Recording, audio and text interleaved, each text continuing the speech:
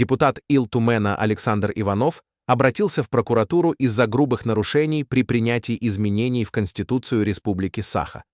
По словам Иванова, дело не в самих поправках, а в нарушении процедуры. Проект не был опубликован в СМИ. Итоговый протокол не разместили на официальном сайте, а с предложения до принятия должно пройти не меньше месяца. Сроки были нарушены.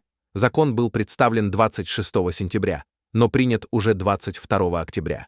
Кроме того, при наличии поправок в этих изменениях, а правки были от новолюдов, по закону каждая статья должна голосоваться отдельно, чего не сделали.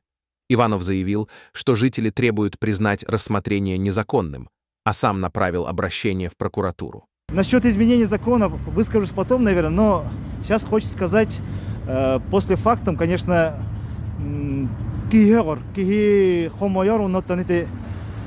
изменение Конституции, он будет Джоннорго, это депутаттар особенно, хаддах эге билеген бараңыт, жоңут сырайдарын, аймактаргыт, убайдагы брат, иелеге тағалғадан сырайдарын көрі әрекенер кетебеті болды.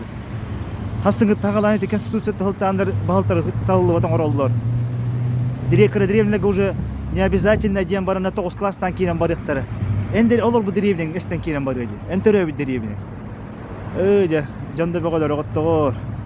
Маған еқ бар уже депутаты гытын утар коста бу депутаты көрдө котуна хереге баллачы тиңерен туктабатын кымматын деканат депутатская тукманда кымматын онотон хеттеюга хетте көлүнага ыска кырыска бары камбар боллакана туран бир атын ханалах турорса жонда келинне деди текана биги штабы дашвелига хакабы терин хакабы конституция комиссияга турун окпут отой токтоп куту